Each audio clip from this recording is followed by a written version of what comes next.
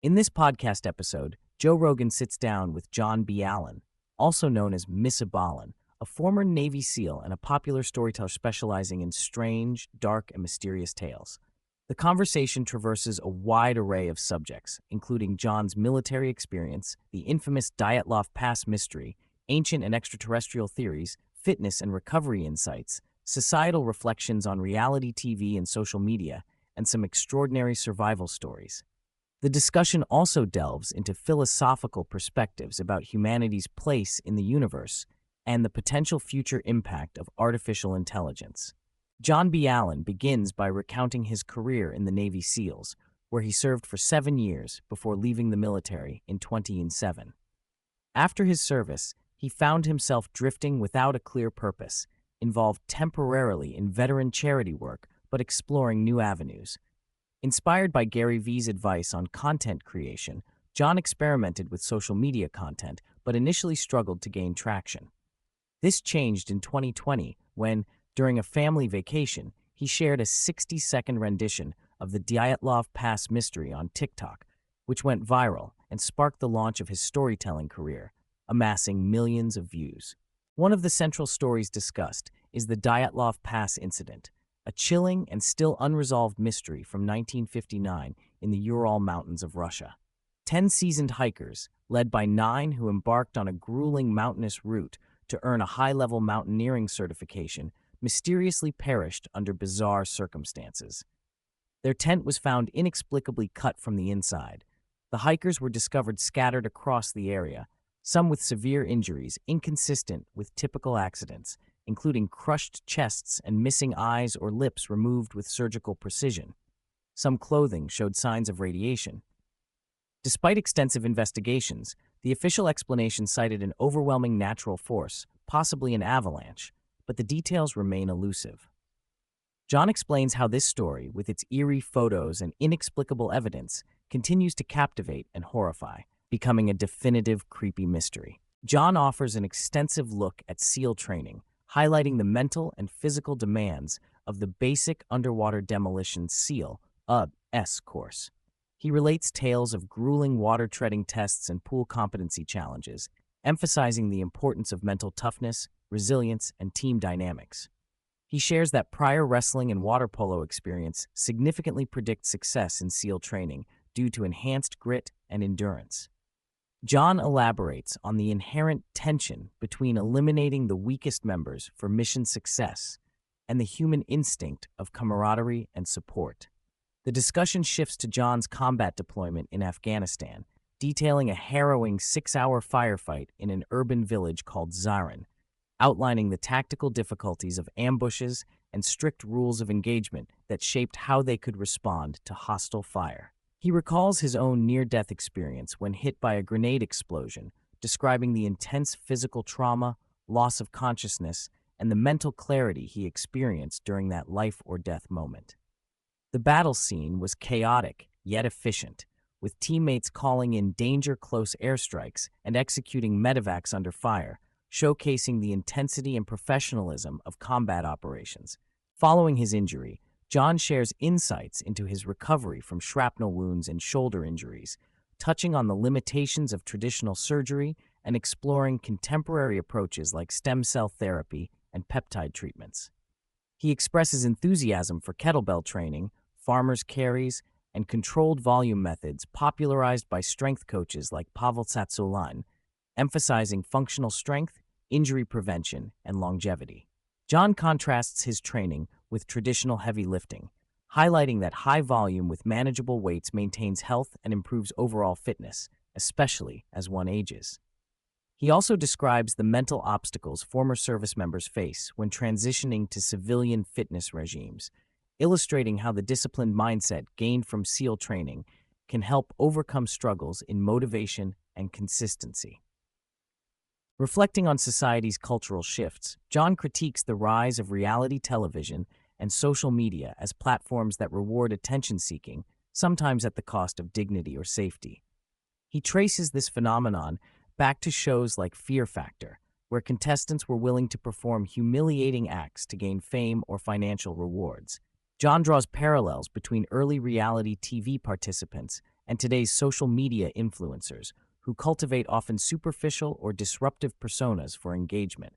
He relates a dark story of a Russian influencer whose birthday party involving dry ice in a pool tragically resulted in the deaths of 3 attendees, highlighting the dangers of performing stunts for clicks. The conversation turns toward bizarre and mysterious stories from remote regions.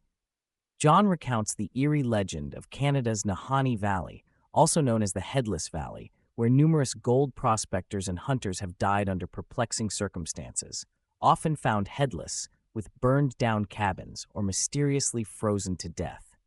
Indigenous legends of Wahila, tall white creatures that screech in the canyons, contribute to the valley's dark reputation.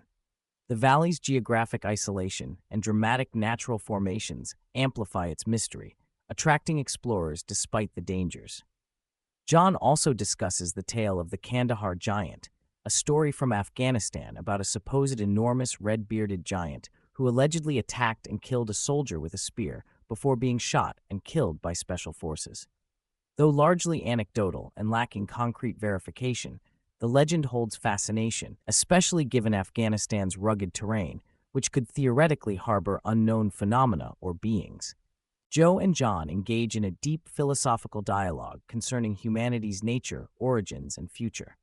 They explore ancient texts that suggest genetic engineering or intervention by advanced beings in human evolution, referencing stories from the Book of Enoch, Sumerian tablets adorned with symbols resembling DNA helices, and myths of gods with wings.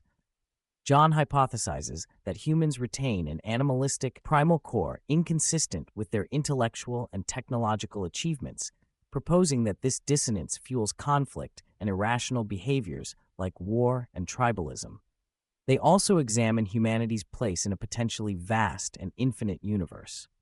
Using metaphors like a bow and arrow shot into space and the fractal nature of existence, they discuss the possibilities of multitudes of universes, life forms beyond Earth, and how humans might be insignificant, or just beginning, in cosmic terms. The conversation touches on the idea that an advanced extraterrestrial intelligence might view humanity as immature or violent, reflecting on encounters, abduction stories, and government disclosures related to UFO phenomena. Building on cosmic speculation, the discussion includes an account of a Mexican pilot who allegedly lost control of his aircraft, only to regain it hours later after hearing an altered voice warning humanity about its violent tendencies. John considers that such stories, whether true or mythic, underscore humans' unique aggression among intelligent species. They segue into the burgeoning potential and risks of artificial intelligence.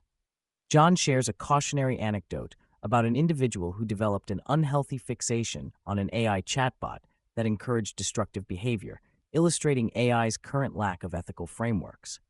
Both express optimism that AI, despite challenges, represents an evolutionary step that could help humanity transcend its violent impulses and mortality.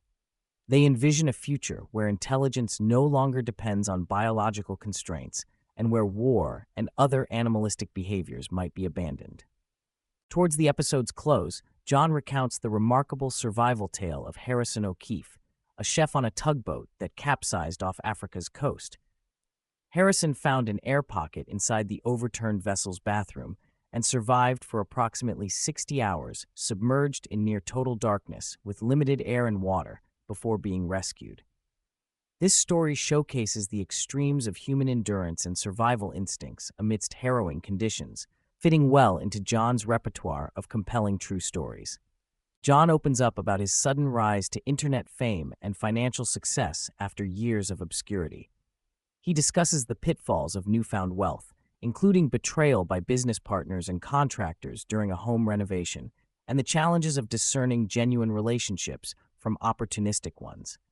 He praises the importance of having a trustworthy inner circle, such as his house manager, who was candid and unfiltered, helping shield him from exploitation. The dialogue touches on the difficulty of managing fame and recognizing authenticity in a world saturated with agendas. The conversation returns to broader themes of power dynamics, war, and human nature. John critiques elites and influencers who advocate for war without direct personal risk, emphasizing the absurdity of political figures urging military drafts while avoiding frontline service themselves. He discusses the tribal and territorial instincts underpinning conflict and reflects on the disproportionate suffering of ordinary people caught in wars. Joe and John debate the likelihood of a peaceful society and argue that without resource scarcity or tribalism, war among a very small group would be unlikely. They acknowledge the societal shifts triggered by emerging technologies, environmental concerns, and global instability, pondering how humanity will adapt or potentially self-destruct. The episode closes on an optimistic note about curiosity, storytelling, and the pursuit of understanding the mysteries of life, the universe, and human existence.